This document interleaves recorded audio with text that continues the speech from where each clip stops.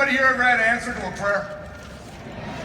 One day, I look up to God, I said, God, I need help. I'm doing well in the business, I'm making money, but you know what? I need somebody. I need somebody. And on February 1995, this man that's going to come up and speak walked through the doors of my office. I had no idea who he was. He was only one of 40 recruits that month. But this man, he got his ring in 7 months, and then he came to a convention like this, and he walked out of it and he said, Greg Cap, I'm going to do whatever it takes to get you to CEO. And he pushed so hard. It's almost a legendary CEO run. Then he became a millionaire before he was 30. Then he started a children's charity when he was 30. I've been around the world with this man, going around. Now him and his beautiful wife, Cam, they got 4 beautiful children. They're adopting a child from Africa. You know, when people are lined up to go to heaven, these people are getting in first. But you know what? His team loves him.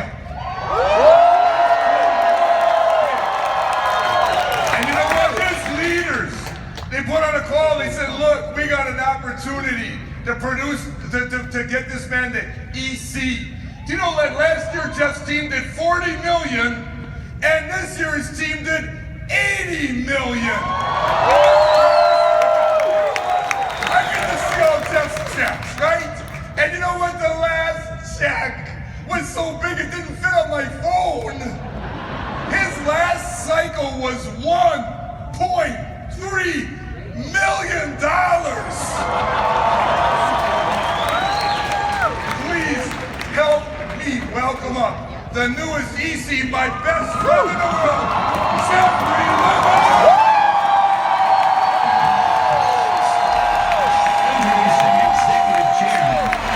Levitan.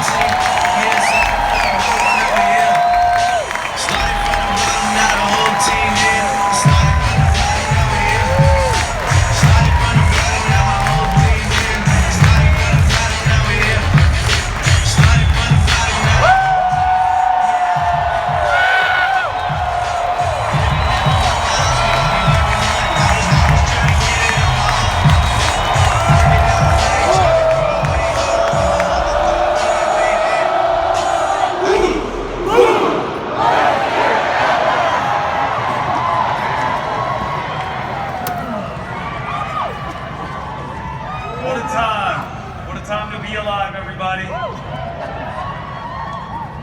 It's great to get introduced by your mentor and your best friend in life.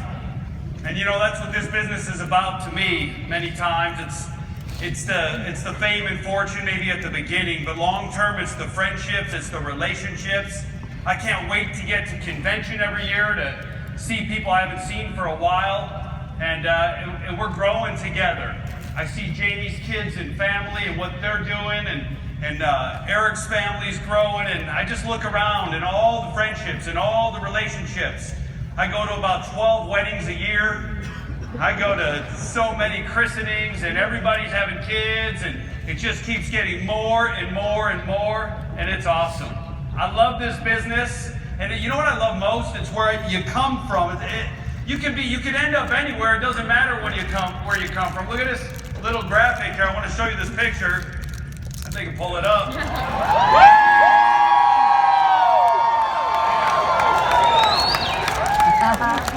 South side of Chicago, baby.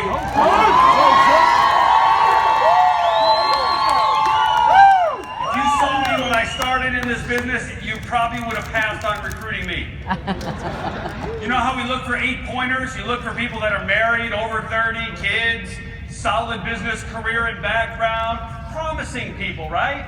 People that look like they might turn into something. Man, back then I was a 1-pointer. I was 24, single, broke, no kids, living in an apartment, wasn't happy with my life, wasn't happy with where I was in my job, and you know, and then somebody, thank goodness it was a close call, but somebody prospected me anyway. And you know, it changed everything. I got a shot. I got my one shot. And sometimes that's all you get is one shot, and you got to do something with it. I know a lot of you are here today, and believe it or not, this is your one shot. And I hope you treat it that way. I look around and I see all the new people. This is your first big convention. And you know, I think about the ones who were here last year who swore they'd never leave this thing. They sat out there in the crowd and just like you said, they're feeling something welling up inside, and they said, you know what? I know this is what I'm going to be doing the rest of my life. And then they let adversity get to them and they're not here anymore. We've all struggled in this thing. We've invited people that didn't show up to meetings. Anybody here ever invite someone and they didn't show up? Have you ever had someone call you from the parking lot? They said, I'm coming right up, and they still don't show up? How did they get lost from the parking lot to the BPM? People, they become clients and you're so excited you celebrate all the way home, and then you get home and there's a message. I changed my mind. Yeah. Right? Yeah. Or your best friend quits. You heard that so many times today. What I like about that messaging is this. When it happens to you, remember it happened to all of us. And it's not that it's not going to happen, and it's not that it's going to ever feel good. It's not. The question is it worth it or not? And the fact of the matter is, it's always worth it, and it's worth it times 10. You got to go through all that stuff to get to where you are and where you want to be in life. A lot of people say, Jeff, I don't like rejection. I don't like making phone calls. And people telling me they're not interested. I know this thing is good, but I don't like the way that feels. People always ask me, what's your biggest struggle? And my biggest struggle is I'm an emotional being like everybody else. I don't like my feelings hurt. And when I'm really believing in something and trying to win, and someone tells me no, I don't like the way it feels any more than anyone else. And you know, I don't always feel like going to BPMs every Tuesday night and every Saturday morning. But someone told me once, and I love this, just on the other side of I don't feel like it is everything you want in this world. Just on the other side of I don't feel like it. So if you don't feel like going to the gym, well, probably all the fitness you want is right on the other side of I don't feel like it. You don't feel like working on that relationship or troubled problem relationships you have, just on the other side of working on it is enjoying your life and enjoying all your relationships from that day forward. And you need to go through the struggle, everybody. We've all been there, we've all done it, and I'm here as living proof it's worth it. And all the leaders in the front and all the leaders on the floor are living proof that it's worth it. I'm a blessed man now, I've got a blessed life and a great family. If you want to bring up that next slide, look at that beautiful family.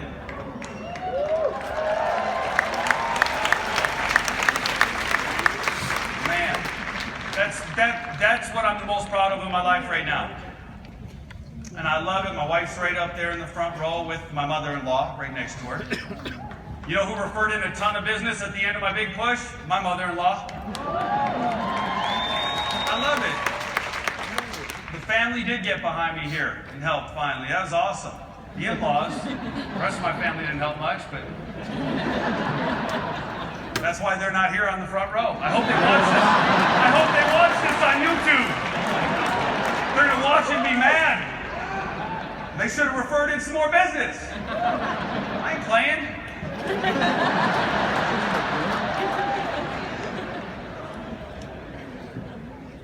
Forgive me, Lord. Greg Cap is still trying to teach me this unconditional love thing. I'm working on it. It's still very conditional.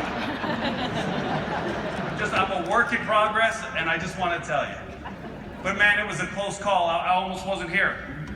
This guy named Dean Chang, man, he handed me a video, and it was the right guy at the right time at the right place.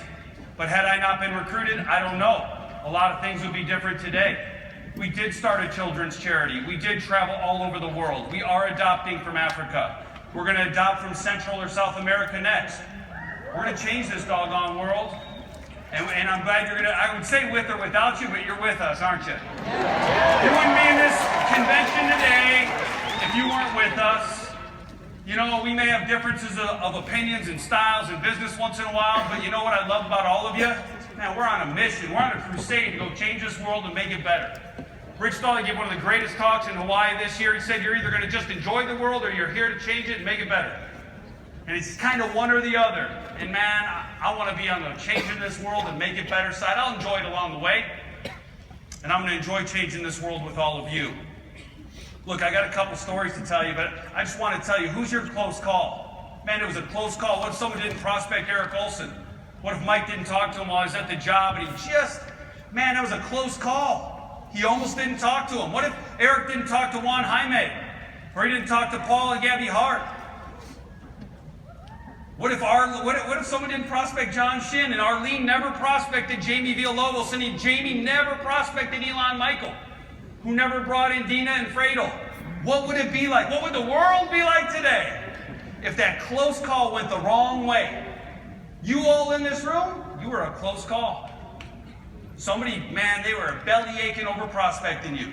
They weren't sure. We think they just did it off the cuff. They were probably thinking about it for months. They probably drew it out and sketched it out. How am I going to talk to them? They probably hung up on calling you 6, 7 times. It was a close call, but you're here today. Who's your close call? So you can't afford to have these close calls. That's why we just need to TTMP, talk to more people. When we get home, everybody, you know what we need to do? Maybe before we get home, we have social media today. We might need to be hitting up everybody the next 2 days while we're here. Not during the meeting, during the breaks, and the night. But man, you got to get back to all those people who told you no, or the ones that are on your chicken list, the ones you didn't feel like talking to. Because just on the other side of I don't feel like it is what? Everything you want in this world. Everything you want. Most people don't hate their life, but they want a better one. They just happen to get very comfortable with the life they have, whether it's good or bad. I've been living in bad conditions before. I lived in a little junky apartment and drove a beater car that I didn't know if it would start or not. And you've been there too, many of you, and I'll tell you what, you get comfortable with that. You don't like it, but you're used to it. There's a little story I want to share with you. This criminal was brought before the king, and the king said, you have 2 choices. You can take the noose, the rope, or you could take what's behind that big, dark, scary iron door. Which one do you choose? And the criminal said, I'll take the rope. He said, okay. And they went over there and they put the noose on his head and he said, King, let me ask you one question real quick. I'm not going to tell anybody, obviously, but what's behind the door? And the king paused and he said, you know, freedom is behind the door, but it's surprising to me how many people are so afraid of the unknown that they almost immediately pick the rope. What's your rope? What's the thing you're so comfortable with, even though you don't like it, that you pick it every time instead of the unknown? You know what the unknown is to all of us? That next level, June. It's that next level of life that's calling out to us, that wants you to go there. You want to experience it. You don't know what it's like to have your own office. You don't know what it's like to lead lots of people. You might not know what it's like to have wealth or money or influence, but you ought to try it on.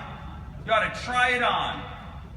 Most people love Halloween. It's one of their favorite little holidays because they get to be something they're not for once. They love it. For just a day. Let me just try to be something I'm not for a day. Well, if you're tired of not being successful, why don't you try for a day what it would be like to be successful? Try it on. Try on being a good leader. Try on being positive. Try on getting up a little earlier, working a little harder, putting your nose in. Just try it out. Try it out. You might like it. That might be the new identity that you form for yourself. Most people are trapped in their vision for their life that they're living right now. And they miss out on what they could be. The real question is, how do you really see you? How do you really see your life? Not when you're on stage talking in front of a lot of people, but I mean when no one's watching. When you're at home, no one's watching. Do you think you're a superstar? Do you think you're meant for greatness? Do you think you're meant to influence other people's lives positively or make a huge impact? Take a look at this. It's one of my favorite pictures. Look at that. Oh, you can't go wrong with a kitty picture. Ever. See, here's what I happen to know. Unfortunately, a lot of you are that big old Siberian tiger looking at yourself and thinking you're just a little kitten. You have the reverse of that. I'm not technically savvy enough to reverse the picture. But imagine this. Most of you are actually powerful. You're creating God's image. You got this great opportunity. You live in the United States of America with all of its problems. It's still probably the best place in the world to live. Trying to get to this great country. Still pretty darn good. It's not perfect, but it's pretty good. And you know what? You're looking at yourself too small. You're playing too small. You're living life a little too small. You got a little too comfortable, maybe a little too quick. You lost a little bit of your edge. You're not as competitive as you used to be. I know all of you used to be competitors. You know how I know? Because you always get hurt at picnics playing sports. You think you're still good, but you've gotten a little old, and for a minute you get competitive again and you find out your knees, your back, you're just not like you used to be. But somewhere inside there's a champion, there's a competitor, there's somebody that still wants to win, and there's somebody who still should be trying to win. We pushed real hard these last few months. I'm so proud of my organization and the team, but the whole company. But our team in particular really pushed themselves hard and stretched themselves the last 90 days. And they worked really hard. I'll tell you what happened the last 90 days, because we more than doubled our best 90 days ever. More than doubled. But here's what happened. 25% of the people worked harder than they ever did in their life for 3 months. 50% of people did just a little more. And 25% did what they always do. But everyone, all these people doing a little bit more made a big difference. You know what that tells me? We got a lot of upside potential left. You know what that tells me about you all? You all have a lot more upside potential left. As good as it's going, it really could go a lot better. But the you today and what you tell yourself and the way you see yourself will be the determining factor of whether you go and do something great or not. One thing we've been chanting since our kickoff meetings, all of our kickoff meetings, there's about 15 of them in my organization in December and January. So we went to all these, and you always try to come up with a chant. Some of them are goofy, and some of them aren't professional, and all that other stuff. But you kind of come up with this thing where you go, woo, whoosh, boom, and then you say something. Hopefully something witty or cool or good. Usually it's not. Well, we started something this year in our organization. It was best year ever. That was it. Whoosh, boom, best year ever. And we've been saying it a lot of times a day, every single day. And I believe that the spoken word has creative force. Unfortunately, a lot of people don't understand that, and they keep telling themselves they're a loser. They keep telling themselves they're never going to win. They keep repeating all the bad things that happen in their life, making themselves a victim, which also traps them from ever going and doing and being and achieving anything.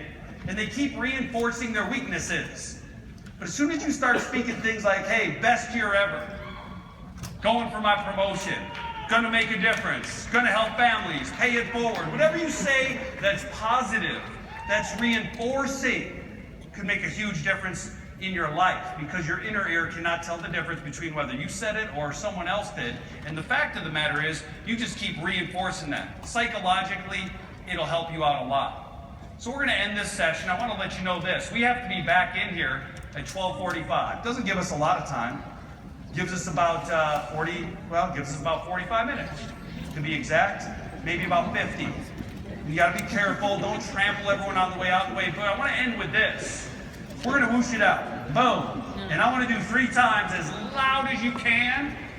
Throw caution to the wind. If everyone else around you is doing it, it won't be that silly. We're all going to get on our feet, get our blood flowing. Stretch out your hammies. And when we whoosh it out, boom, whoa, whoosh, boom. Best year ever. Best year ever. Best year ever. You ready? Woo!